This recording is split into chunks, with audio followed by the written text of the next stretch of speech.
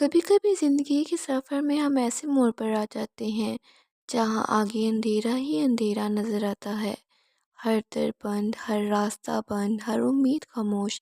دل کہتا ہے اب کچھ نہیں بچا، اور ایسے میں انسان اپنی تھکن، اپنے آنسو، اپنے ٹوٹے خواب لے کر خاموشی سے کونے میں بیٹھ جاتا ہے۔ لیکن سنو، یہ وہ لمحہ ہوتا ہے جب اللہ تمہیں اپنی طرف بلا رہا ہوتا ہے۔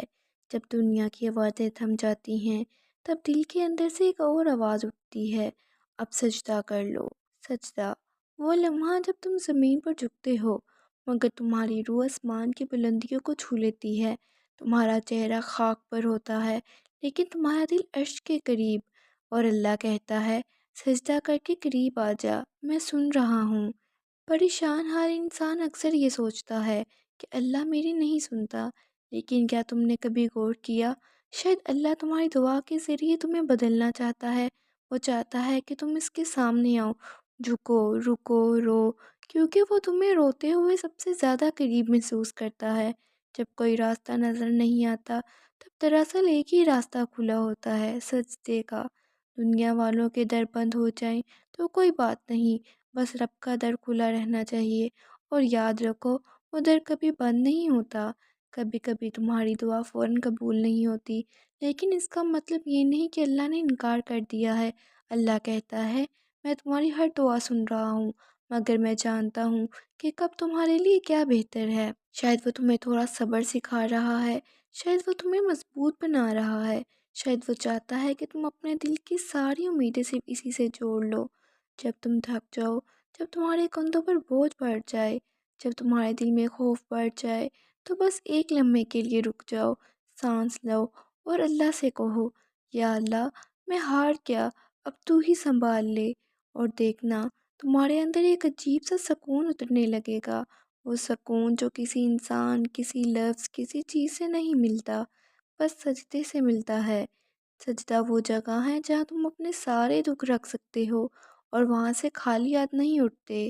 تم جو چاہتے ہو شاید نہ ملے، لیکن جو تمہیں چاہیے وہ ضرور ملتا ہے، اللہ کی رحمت۔ یاد رکھو پریشانی ہمیشہ ہمیشہ کے لیے نہیں ہوتی، یہ بھی گزر جائے گی، لیکن جو چیز تمہارے اندر رہ جاتی ہے وہ ہے ایمان، یقین اور اللہ سے قرب۔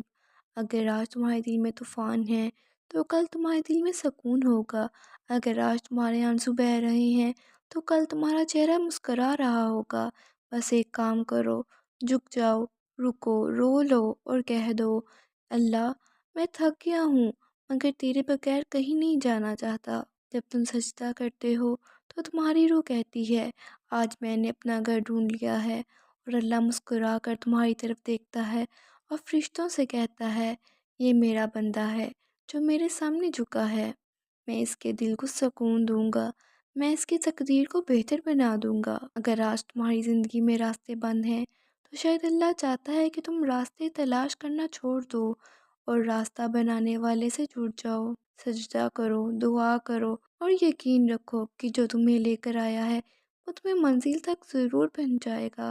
پریشانی میں سب بھاگتے ہیں، کوئی انسانوں کی طرف، کوئی دنیا کے سہاروں کی طرف، اور کوئی اللہ کی طرف۔ بس وہ آخری شخص خوش نصیب ہوتا ہے جو اللہ کی طرف بھاگتا ہے۔ آخر میں ایک بات دل سے سنو، اللہ کبھی تمہیں اکیلا نہیں چھوڑتا، وہ بس تمہیں اتنا مضبوط بناتا ہے کہ تم دوسروں کا سہارا بن سکو، اور وہ مضبوطی تمہیں کہاں سے ملتی ہے؟ سجدے سے۔ تو اگر آج تمہارے دل میں اندھیرا ہے تو آج ہی سجدہ کر لو، روشنی خود تمہیں تلاش کرے گی۔ جب کوئی راستہ نظر نہ آئے تو سجدہ کر لو، کیونکہ اللہ کے سامنے جھکنے والا کبھی ٹوٹتا نہیں، وہ بس بہتر بن جاتا ہے۔